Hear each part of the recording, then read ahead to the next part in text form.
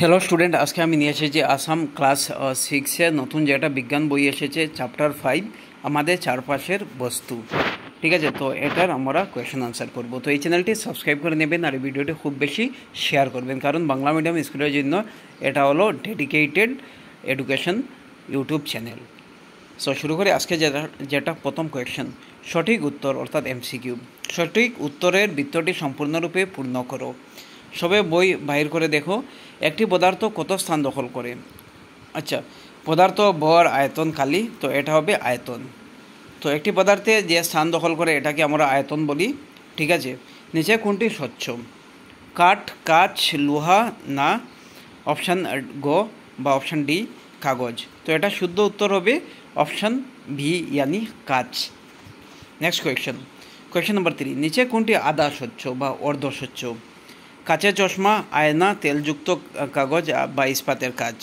তো এটা হলো তেলযুক্ত কাগজ, অপশান সি কারেক্ট হবে। নিচের সেট থেকে অসঙ্গতি মানে অর্থাৎ মিল নেই, এটা নির্বাচন করো। সোনা, তামা, অ্যালুমিনিয়াম না বাঁশ। তো এটা হবে অপশান ডি আর অর্থাৎ অপশান গ বাঁশ। নেক্সট কোয়েশ্চেন নম্বর 3, পদার্থ কি? উদাহরণসহ ব্যাখ্যা করুন। তো উত্তর হবে পদার্থ এমন একটি বস্তু যার ওজন আছে এবং স্থান দখল করে। তো এটা হবে পদার্থ। উদাহরণ হলো লোহা, কাঠ, বাতাস, জল ইত্যাদি। কোয়েশ্চেন নম্বর 4, কোন দুইটি বৈশিষ্ট্যের দ্বারা আমরা বলতে পারি যে পাথর একটি পদার্থ?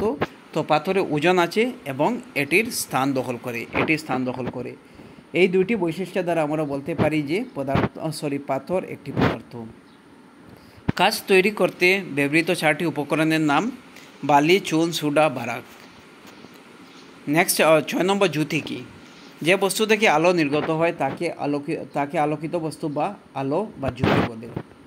ঠিক আছে, তো আলো কি, জ্যোতি কি, আলোকিত বস্তু কি, সেম জিনিস। নিচের বাক্যগুলি সঠিক না ভুল লিখুন। কাঠ স্বচ্ছ